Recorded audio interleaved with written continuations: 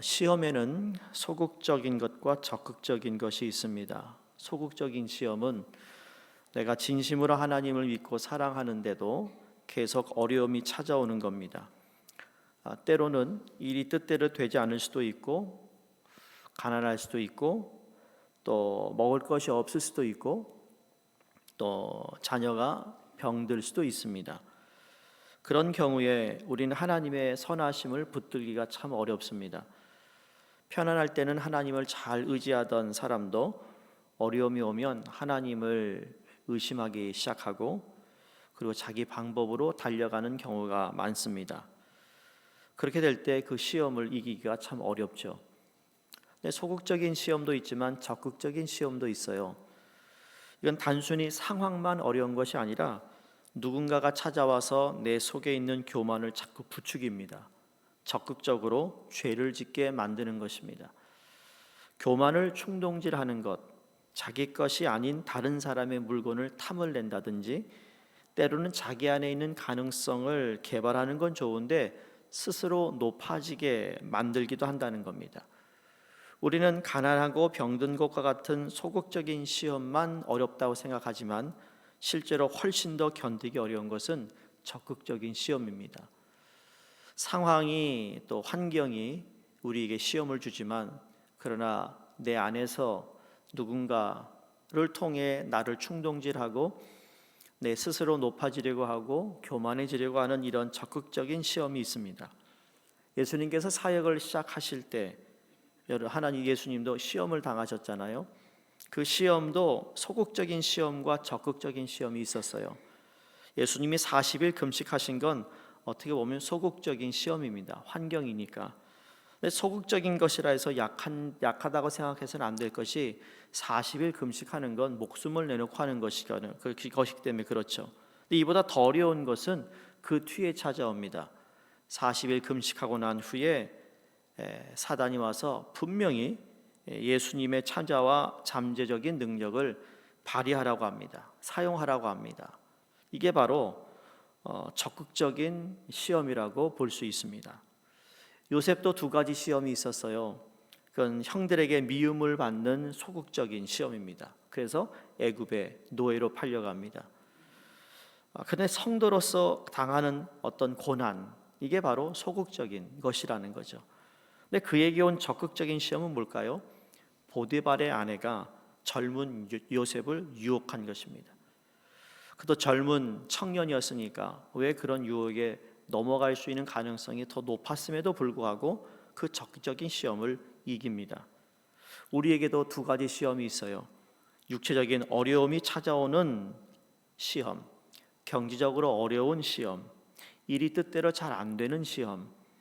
이런 어려운 환경이 우리로 하여금 하나님을 부인하게 할 때가 많습니다. 이보다 훨씬 더 어려운 시험은 마귀가 내 속에 적극적으로 교만한 마음을 불어넣어서 죄짓게 하는 겁니다.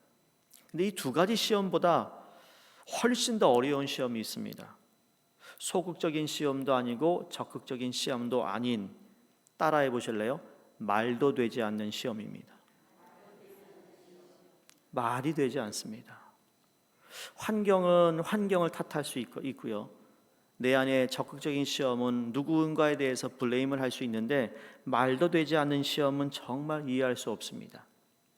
우리가 잘 아는, 하나님이 아브라함에게 그 아들, 하나밖에 없는 아들 이삭을 하나님께 번제해 드리라고 하는 내용이 22장에 나오고, 그래서 일부러 여러분 너무나도 잘 아는 말씀이기 때문에 그 말씀을 오늘 여러분과 묵상하는 게 아니라, 그렇게 시험을 이기고 난 후에 하나님이 아브라함에게 주신 말씀이 무엇인가를 묵상하는 초점이 거기에 있습니다. 왜냐하면 말도 되지 않는 시험을 지금 하나님이 아브라함에게 요구하고 있었던 겁니다.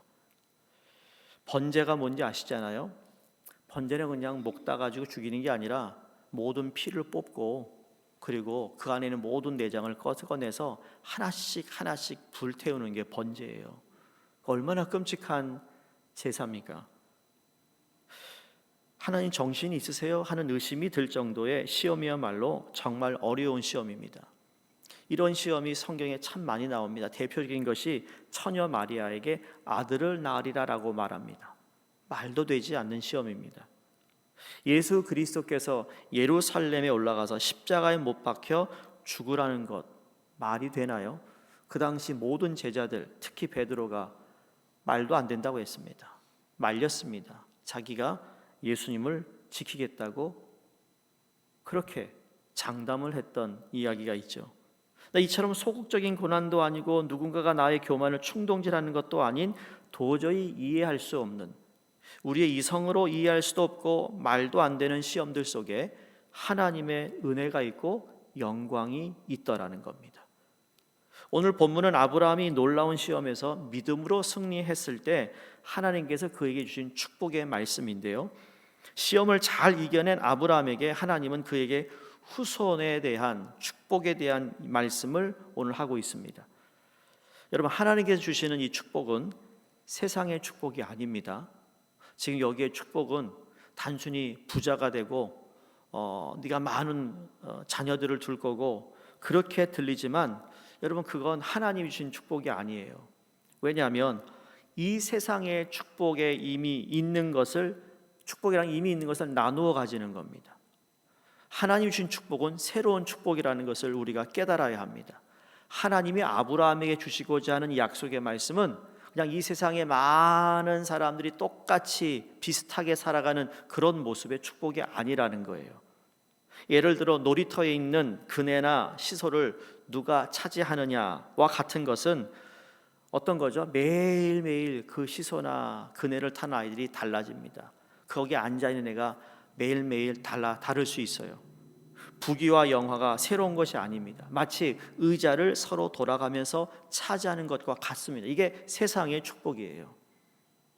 의자는 하나밖에 없거든요. 그것을 서로 돌아가면서 앉아보는 것이 권력인 것이죠. 물론 그런 의자에 앉지 못하는 사람에 비해서는 새로울 수도 있겠죠. 그런 권력을 처음 가져본 사람.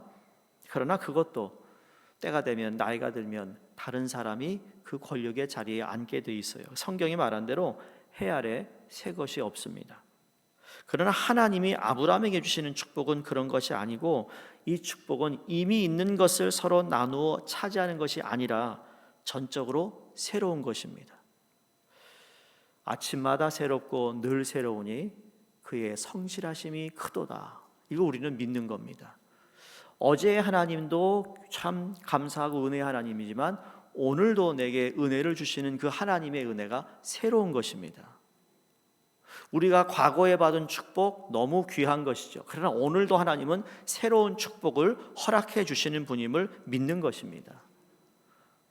어제 내가 하지 못한 것을 하나님이 주시는 새로운 은혜와 하나님이 나와 또 함께 해주시는 걸 통하여 내가 이룰 수 없는 일들을 하나님의 은혜로 축복 가운데 성취해 나갈 수 있다라는 거죠. 여기 오늘 본문에서 그 축복이 무엇인가 하면 후손을 엄청나게 많이 주시는 건데, 여기에서 후손이 두 가지의 의미로 나타납니다. 하나는 단수로서의 후손입니다. 이 경우는 어떤 한 사람을 지칭하죠. 다른 하나는 복수로서의 후손인데, 이 말씀은 실제로 많은 사람들을 의미합니다. 마치 석류 열매를 생각할 수 있습니다. 석류 열매를 탁 열면 그 안에 많은 씨가 있습니다. 하나님께서 아브라함에게 주시려고 하는 후손은 단순히 많은 후손이 아니라 한 사람 안에 들어있는 많은 후손을 의미하고 있습니다. 마치 석류 열매 안에 있는 많은 씨가 들어있는 것처럼 한 사람이 이들을 씨를 싸고 있는 이들을 대표하고 있으며 영원히 지키고 있을 것이다라는 말이죠. 근데 아브라함이 그 대표가 되는 것이 아닙니다. 왜냐하면 그 아브라함은 죽어야 하는 사람이기 때문이죠. 그러나 아브라함의 한 후손은 죽으면 안 되는 겁니다. 여러 후손들을 영원히 지키기 위해서 살아야 하는데, 그 수많은 후손들, 과연 그 자연 상태로 하나님 아브라함한테 태어나기만 하면 되는 것이 아니라 어떻게 하든 간에 그 후손 안에 들어가야 합니다. 이것이 바로 하나님이 아브라함에게 주시려는 축복이죠. 세상이 줄 수 없는 축복인 것이죠. 이 아브라함의 축복은 신약 시대에 와서 예수 그리스도를 구체화하게 됩니다. 이스라엘 백성들은 처음에 모세가 그 후손인 줄 알았어요. 근데 모세가 가나안 땅에 들어가 보지도 못하고 요단강 동편에서 죽었습니다. 그러다가 그 다음에 이스라엘 백성은 다윗이 그 씨인 줄 알았습니다. 그러나 하나님은 그가 아니라고 말씀합니다. 다윗 자신도 시편에서 노래한 것이 무엇입니까? 그분의 시체는 썩을 수 없다. 그분의 영혼은 음부에 버림당하지 않는다라는 겁니다. 그 후손이 누구예요? 여러분, 사망의 권세를 깨뜨리고 부활하신 바로 우리 예수 그리스도이십니다. 이삭이 죽은 자 가운데에서 살아나서 하나님의 약속을 성취한 것처럼 죽은 자 가운데서 다시 살아나서 하나님의 약속을 성취한 예수 그리스도를 말씀하고 있다라는 겁니다. 이게 아브라함에 주어진 하나님의 축복입니다. 하늘의 별이나 바닷가의 모래처럼 후손은 모두 이 한 후손 예수를 믿고 하나님의 백성이 된 사람들을 의미하고 있다라는 것을 우리에게 말씀하고 있고, 이 말씀을 우리는 믿어야 합니다. 자, 그러면 아브라함이 한 일은 무엇입니까? 여러분, 아브라함은 그리스도를 밝혀주는 등대와도 같았습니다. 먼 바다에 있는 배가 밤에 항구에 들어오려면 어디서 와야 하는지 알 수가 없잖아요. 근데 등대가 있어야 하는 것처럼 하나님께서 아브라함에게 주신 축복은 이 세상에서 부자가 되는 것이 아니었습니다. 여러분, 우리가 이 세상에 살면서 그리스도인으로서 물질을 많이 갖는 것 자체가 축복이라고만 생각한다면 우리는 너무 큰 오해를 하고 있어요. 아브라함이 주신 축복이 뭐예요? 영원히 죽지 않은 하나님의 아들을 안내하는 등대 역할을 하여 하나님의 나라가 임하게 하는 것이 축복이라는 겁니다. 그러니 그 등대의 역할을 하기 위해 하나님이 건강도 주시는 것이고 물질도 주시는 것이고 우리에게 재능도 주시는 거라는 겁니다. 그러면 재능과 물질과 이런 축복이라고 말할 수 없어요. 왜? 이 세상에 그런 거 가지고 있는 사람 많거든요. 근데 그걸 우리가 자꾸 축복이라 하니까 기독교가 자꾸 이상해지는 거예요. 이 세상에서 가장 귀한 축복은 무엇인가? 높은 자리에 오르는 것이 아닙니다. 권력을 가지는 것도 아닙니다. 그 잠시 가졌다가 여러분 죽고 나면 힘이 없으면 누구한테 물러줘야 하는 것이 자리예요. 이 세상의 자리. 이 세상에서는 누구에게가 그런 권세를 주어 사회로 어떤 질서 유지를 하기 위해서 필요합니다. 중요합니다. 그러나 이 세상에서 가장 큰 축복의 사람들이 있어요. 그들은 바로 하나님 나라가 임하게 하는 사람들입니다. 그걸 목사나 선교사에게만 부탁한 게 아닙니다. 예수 그리스도의 부름을 받은 모든 하나님의 자녀들에게 동등하게, 그래서 만인 제사장이라는 것이 그런 의미예요. 괜히 그냥 제사장이라는 거 요들 너무 이상하게 해석을 하고 있는데, 우리 모두가 자기 자신을 등대로 밝혀서 자신을 보고 하나님 나라가 임할 뿐만 아니라 하나님에게 돌아오는 사람들을, 정말 많은 사람들이 예수 그리스도 안에 들어오게 하는 그러한 삶을 사는 사람, 그 사람이 축복의 사람이에요. 아브라함이 예수 하나님의 축복에 복을 주는 어떤 근원에 되었다라는 것이 그런 의미라는 거죠. 자기 땅 한 평도 없는 아브라함에게 주신 하나님의 축복입니다. 또 하나님의 나라가 임하게 하는 사람은 누굽니까? 하나님의 성령의 역사가 자신을 통하여 이루어지도록 안내자 역할을 하는 그 사람이 가장 존귀한 자라고 성경은 우리에게 말씀하고 있습니다. 그러니까 이 세상에서 가장 필요한 것은 성령이 오시는 것이고, 우리 마음속에 성령만 오신다면 해결되지 못할 문제가 없는 줄로 믿습니다. 성령은 늘 새롭게 하시고 치료하시고 죄를 이기게 하시고 영원히 살게 하시고 죽은 몸도 살려놓으십니다. 성령은 갈등과 분쟁과 모든 문제를 다 해결하시는데, 이 성령을 임하게 하시는 분이 바로 예수 그리스도라는 거죠. 아브라함은 5가지 축복을 받았어요. 개인의 축복을 받았죠. 그 다음에 가정의 축복을 받았고, 가문의 축복을 받았고, 그게 나중에 민족이 축복을 받아요. 그게 택한 백성이 됩니다. 근데 그 다음이 뭐예요? 열방의 축복이 됩니다. 이 축복이라는 것이 부자 되고 잘 되는 것을 의미하는 것이 아니라 아까 말씀드렸던 예수 그리스도를 통하여 하나님의 나라가 임하는 곳에 쓰임받는 놀라운 축복의 사람이 되었듯이 그 일을 감당하기 위해 하나님은 물질도 되어주시고 건강도 허락하시고 소극적인 시험도 있고 적극적인 시험이 있는 가운데서도 그 하나님의 나라가 임한 성도 한 심령 안에 성령께서 도우시고 역사하심을 통하여 그 하나님의 축복은 오늘도 여러분과 저를 통하여 믿지 않는 자, 믿었는데 방황하는 자, 그 삶의 의미를 잃어버리고 살아가는 사람들에게 우리가 등대의 역할을 할 수 있다라는 이 놀라운 축복을 받고 사는 하나님의 자녀임을 잊지 않기를 바랍니다. 그래서 이 세상에 살게 될 모든 그리스도인들로 하여금 바른 신앙이 무엇이며 참된 하나님의 축복이 무엇인지를 보여주는 지표가 되는 오늘 말씀을 통해 여러분 오늘 하루 일과 가운데 누군가를 주님께 인도할 수 있는 은혜의 시간이 있다면 여러분 쓰임 받으시기 바랍니다. 여러분이 주어진 특별한 건강과 물질이 있다면 그 등대의 역할을 온전히 잘 감당할 수 있도록 하나님께 기도하시며 여러분의 자녀, 여러분의 가정, 여러분의 생업을 통해 하나님의 영광이 드러나기를 주의 이름으로 축복합니다. 기도하겠습니다. 하나님 아버지 감사합니다. 우리에게 참 여러 가지 시험들 가운데 소극적인 시험도 있고 적극적인 시험도 있고 말도 안 되는 시험도 있지만 이 모든 것이 하나님의 영광을 위한 것임을 잊지 않게 하여 주시옵소서.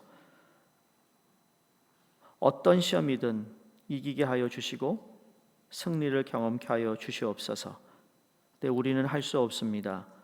주의 도움이 필요하며 성령님의 도움이 필요하며 그러기 위해서는 우리 가운데 예수 그리스도의 마음과 예수 그리스도의 정신과 예수 그리스도의 영이 우리 가운데 가득 차기를 소원합니다.